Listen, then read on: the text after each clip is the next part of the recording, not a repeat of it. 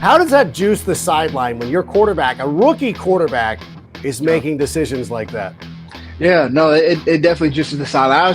I was staying in pretty close proximity to Flus when that moment occurred, and I remember the play happened. I remember Caleb looking over, and he was like, "Come on, come on, come on, let's go!" And then I remember Flus. He kind of looked up, and he was walking like kind of down towards where I was standing, and he said, "Let's go!" And he kind of clapped his hands, like, "Let's go!" And so he's like, "We're going." And so then they got the play and got it in, and Rashawn converted. Good blocking on the perimeter, and that opens it up for Tyler Scott. It is Minnesota Vikings week, and I've already declared that the Bears are going to come back and win. This is how we respond. A huge win over the Vikings this week, and I can't wait to talk about it. But first, I want to let everybody know that the world's largest sports book in Las Vegas is right at your fingertips in Illinois. The Circa Sports app is sports betting the way it should be. Bet anywhere in Illinois and experience high betting limits, better moneyline splits, more in-game betting, and the best customer service. Download your new bookie today. Visit circasports.com and start betting like a pro from anywhere in Illinois. And if you or someone you know has a problem with gambling, call 1-800-GAMBLER or text ILGAMB to 833-234. And now, once again, to let you know, Minnesota Vikings on tap. And here to talk about it is the man of the hour. It's Tyler Scott of the Tyler Scott Show. What's up, Adam? You know, how are you? How are you? 48 hours, 24 hours has passed, so moved on. This last one was a tough one, for sure. Especially in dramatic fashion that we lost in. Man, in these 2 years, man, I've been a part of a couple crazy losses. You have run the gamut of losses. I feel bad for you because I still have some memories of the Chicago Bears that bring us joy. But it's been a tough one for you. You know, Kevin Byard said this week too, he's like, hey, whether you win by 30 points or 1 point, a loss is a loss. I don't know if I agree with that. I don't know. That one was tough on Sunday. Yeah. I guess it depends on your perspective, I guess, and I guess that's too kind of on each individual, kind of how they perceive losses. And, he's been playing for a pretty long time. So he has his way of, seeing things that's gotten him through up until the point that he's got to, till now. But a loss is a loss, but I feel like there are losses that sting more than other ones for certain. Especially when you lose like that, those ones hurt. I can recall last year, it was the Detroit game. I think we were at Detroit, and I think the home opener versus Green Bay, like those two kind of stick out in my mind last year that like you can think back to like, man, it felt like the locker room was super tense with that one, and then you got the Hail Mary, one this year. Like those ones just kind of you just feel those more, especially when it's an in-division opponent.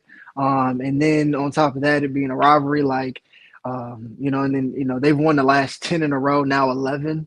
And it felt like we had it, you know what I'm saying? It felt like we were right there. We were driving, had a third and fourth down conversion. And so, I mean, those are tough. I do feel like certain losses hold their own weight to them.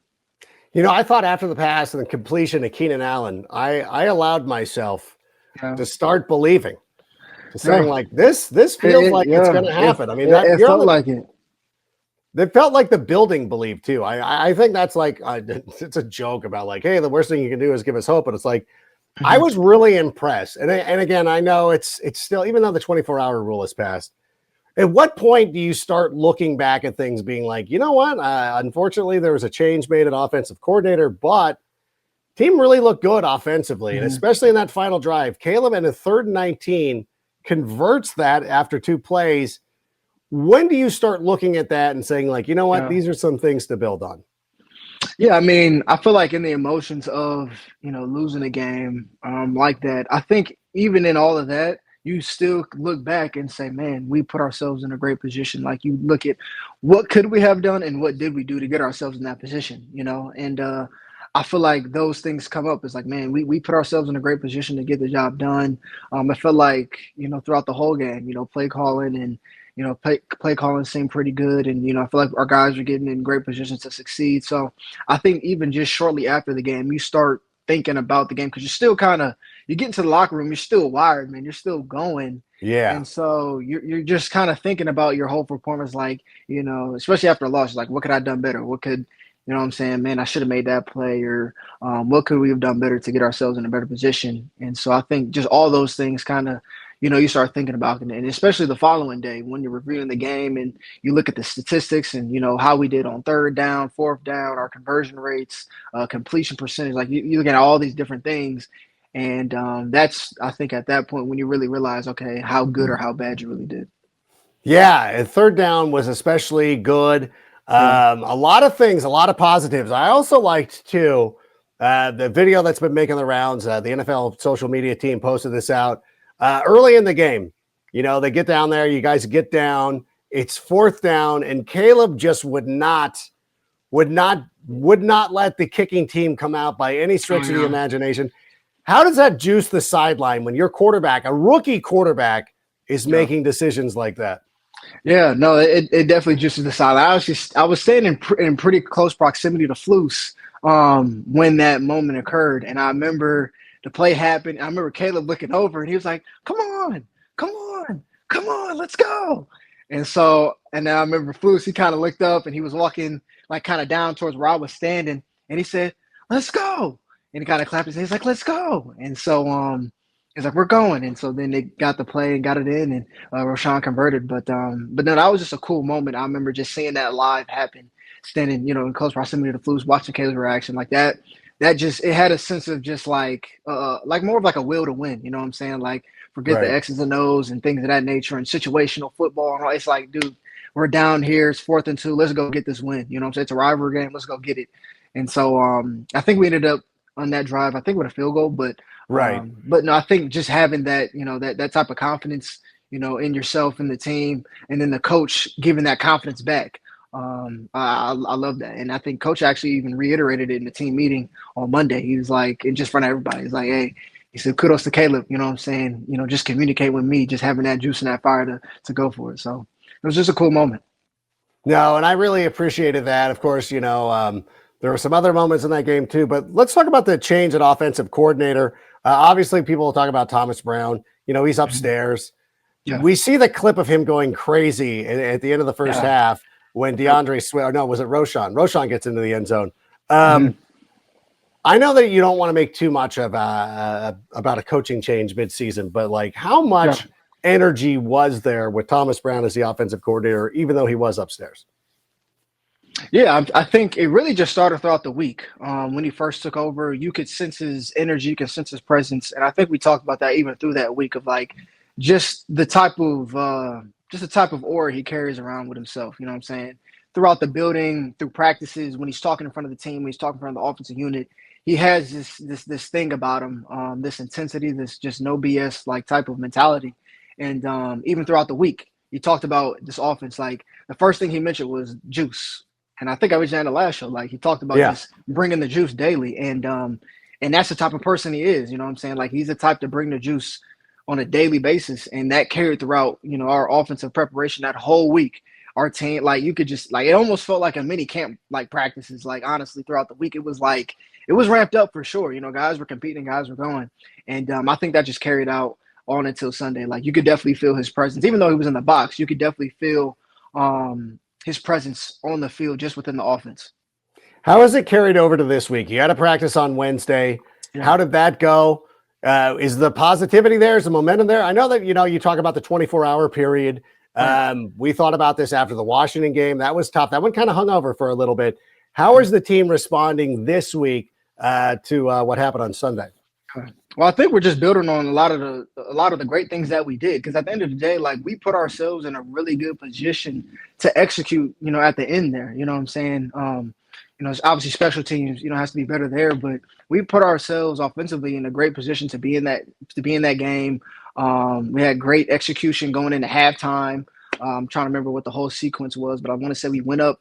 I think we went up 3. Is that correct? I think it was 7. We went Absolutely. up 3. You had, like I said, good Drove execution there. down, went for, was doing everything they could to get there, get the touchdown, and left no time for the Packers. The Packers were burning timeouts, but you guys still went down and scored. And then we got the ball back, coming out of halftime. So I think we just had good, operation as an offense. And so you look at our numbers on third down, you look at our conversion rates, you look at some of the splash plays we had with DeAndre Swift, and then you had DJ, just getting the ball in his hands quick and just allowing him to do what he was doing.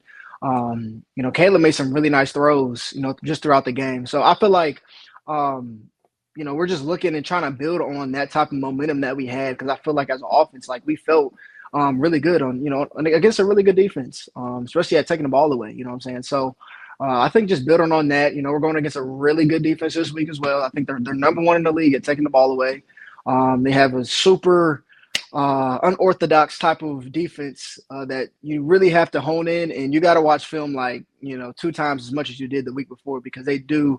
Brian Flores does a lot of different things with his defense, especially with his cover 0 looks and things of that nature. So I think we're just really honing in on the details, which is one thing that he really was harping on this week, was just really honing in on, he called it TNT, things not taught, those type of things, or things, or I want to say not take talent or something like that. It was just something where it was like really just doing the things that don't take talent, things that being assignment sharp, knowing your keys, just being prepared, pre-snap alignment, getting up, getting down, just those type of things. So those are some of the things that he was really preaching this week. So we're hoping to carry those into the game this week. Yeah, we saw Brian Flores' defense twice last year, including that game, a win over the Minnesota Vikings, but had to settle for a lot of field goals. What's going to be the key this week? What is going to be the thing that pushes you guys over the top? Yeah, well, like I said, they do a lot of cover 0, and they're a team, like I said, that disguises a lot. They have a very veteran group over there. You got Stephon Gilmore now that they required in the offseason. Got Harrison Smith, who's been doing it since, I think, 2012. Yeah. You know what I'm saying? He does a really good job of just disguising some things and making it tough, on the offense. They got Brian Murphy, who they picked up. Oh, I think they drafted him. But yeah, I mean, they have a tough little secondary, for sure. But I think just being prepared and ready for all those looks and being confident in what we're doing. This is a week that, Coach Brown talked about. It's like a no BS week. If we see something, if it feels like 0, if it feels like this, that, and the third, then, we play it as such, so it's like, this is just a week where it's like, be confident in our game plan, what we have going in, and, don't let them or allow them to make us hesitate, which is what they do well. Looking at the film with all the other teams that they go against, teams hesitate. They don't know, should the wide receiver go block the safety, or is this look, is it cover 2? Is it cover 3? Is it 2 high? Is it 1 high? That makes it difficult on the offensive line, where they're teeing to and where they're IDing and, those type of things. So they do a really good job of doing that. So I think just us really being on our keys and on our details this week is the key. All right, now you've convinced me. I was worried. We did a show on Wednesday night with Greg Braggs. I wasn't. It's a lot. It was a lot, but I wasn't as confident. Very packed. No, very packed this week. This is very detailed this week. Well, you know what? And I'll even go, when we talked after the Washington game, you could tell this was kind of that was a play that kind of lingered, but it feels now the focus is a little bit more looking forward, where we're not going to let what happened on Sunday carry over, which was the fear, but it sounds like you guys got it locked in and dialed in and all that good stuff. And it's going to be a great test against a great opponent. And I know you don't play against him, so I want to actually throw this out. I just want to let everybody know, because we love trading cards here on this show. And at Windy City Sports Cards, they specialize in buying and selling all things related to Chicago sports.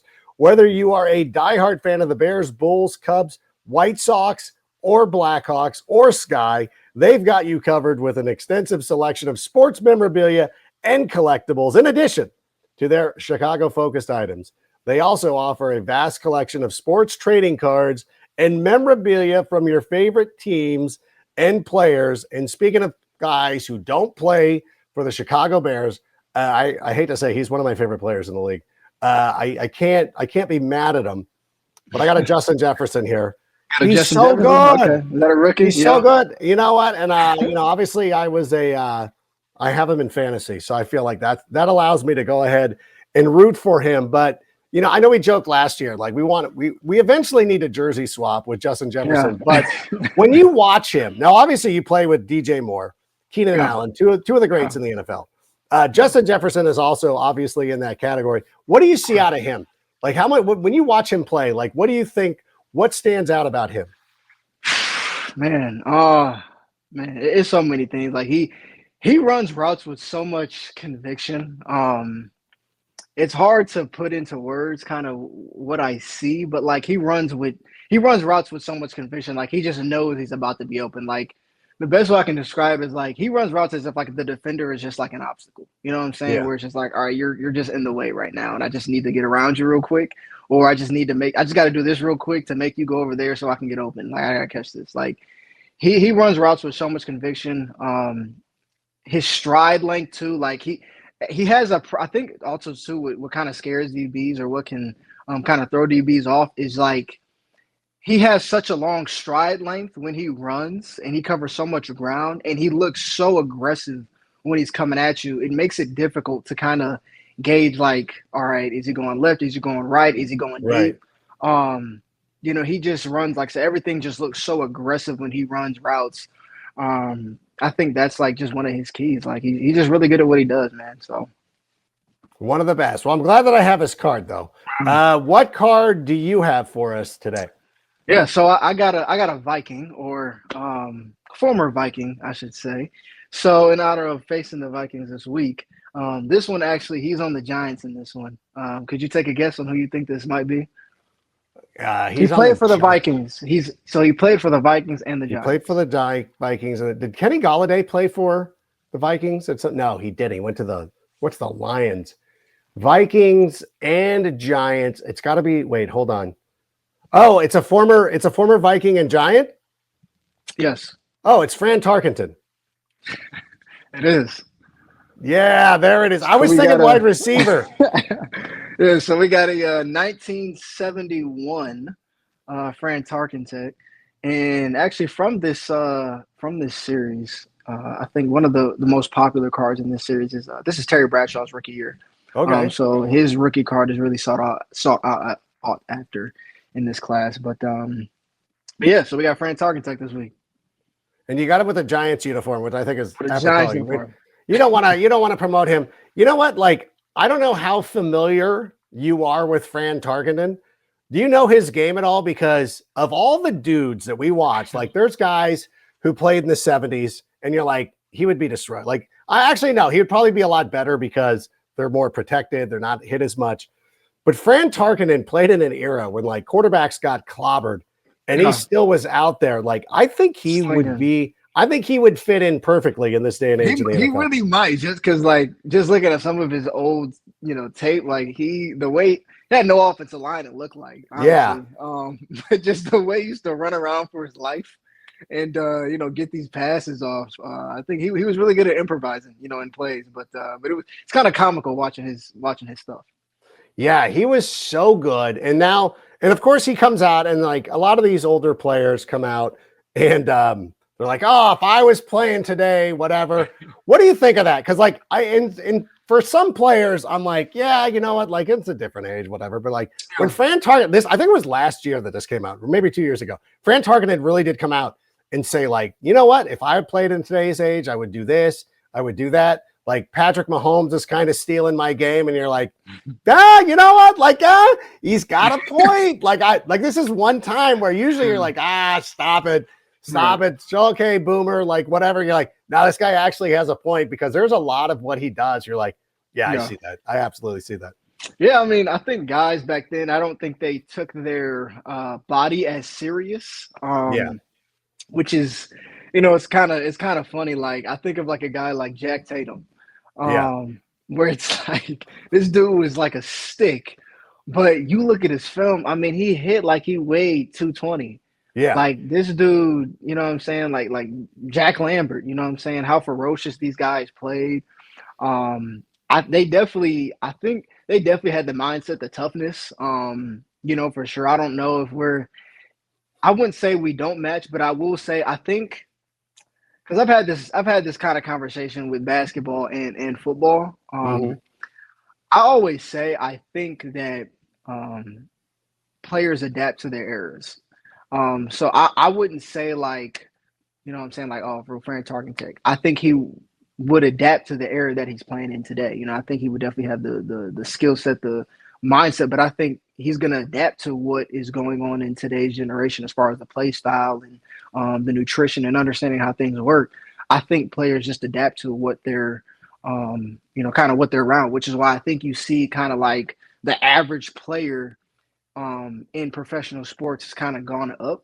I think you have some that I think are kind of interchangeable with era, like no matter what era they would have been in, if you're just taking them for the era that they're in, like, they could play in all eras, but I definitely think the average athlete has definitely gotten better over the years in all sports. But I also think that if those same athletes were put in like today's era, I think they would be able to adapt to the era that they're playing in, and vice versa. I think, people talk about like the game today not being as tough as it was back then. Well, I think one thing that changed that is the rules. Like the rules aren't the same. You know what I'm saying? Yeah. Like we have rules we have to abide by now, because if you don't, then you're going to cost your team penalties. So it's like we can't play that same way, not necessarily because we're not tough enough. It's just that the rules have changed. So I think that if we did play in that era, would we be able to get by and be just as successful, then as we are now? I think so. So I think that's just kind of my take on just kind of the whole comparison from like older players, newer players in different eras. No, I appreciate that approach. Although I will point out that Jack Youngblood not only played, he's famous for playing in the Super Bowl for the LA Rams back in '79 against Terry Bradshaw and the Steelers with a broken leg. He actually went, and this was when the Pro Bowl was after the Super Bowl, went to the Pro Bowl and played with his broken leg and thought nothing of it. Like now they got rid of the Pro Bowl because nobody wanted to play in it. And here is this guy like, oh, I'm playing it Sunday. Like, why wouldn't I play in a football game? You're like, you got a broken leg. But there is something about that. But a great point. I do agree with you, because like you guys aren't allowed. Like when they say that, it's so funny too, because when they say that, like, hey, like you don't do this, you don't do that, but you're like, yeah, if you allowed TJ Watt or somebody like that, or Montez Sweat to get away with the stuff that the guys got away with in the 70s, like if Jalen Johnson was able to like mug receivers down the field, you don't think he would do that? Like, exactly. You know what I'm saying? Like, exactly. It's like the rules aren't the same. You know what I'm saying? Yeah. Like Jalen Johnson's degree of difficulty right now as a cornerback is much different than Mel. Yeah. Don't say that. I'll say that. I don't want people coming for you. I said that. I don't want any of the old heads coming at me like, what do you mean? That was the greatest player of all time. Okay, fine. But like, no, like. So you said who? You said Mel Blount? Like, this is an example. Who is a great player. Like, don't get me wrong. He's a Hall of Famer. He deserves to be. But go watch him at some time. But listen, you fired me up with the what's up, man? Safety for the Steelers, Mel Blount? Yeah, he was a defensive back for the Steelers. Yeah, back in the day. Him, Donnie Shell, all those great players. I don't know if Donnie Shell actually made it to the Hall of Fame yet, but probably will. But in any event, listen, you've really fired me up. Number one, you got me feeling better about the Minnesota Vikings game this weekend, which, of course, I'm picking you to win, as I do. But also pulling a Fran Tarkenton card. Like, that was good. That's some savviness right there. Didn't see that one? Listen, I immediately thought of a receiver, and then I thought of a modern era guy, but then I realized it's you. I'm like, oh, you're going Fran Tarkenton. I was there. We're simpatico. I've caught on to you. I understand what you're. I understand what you're. No, it's a tie it all together. So it's a good way. No. It's a good next week. We'll see. I know now you're going to be sitting here and going to pull some young buck that I've never, like some guy who's playing now, and I'm going to be thrown off, and it's fine. It's going to be a lion. No, it's going to end up being Billy Sims. No, don't let me put that in your head. Dang, that's what I was about to go with next week. Billy Sims. Think about it. Go find a Billy Sims card. You won't be disappointed. Watch his film. He's been awesome. You've been awesome. Thank you so much for being here. Good luck this week against the Minnesota Vikings. Bounce back game incoming for the Chicago Bears. So for Tyler, I'm Adam. We're out of here. Sammy, play us out and bear down. And that's a wrap. Hope you don't miss us too much until next time. Follow the Sick Podcast with Adam Rank on YouTube, Instagram, Facebook, Google Play, and Apple Podcast. Brought to you by Circa Sports Illinois.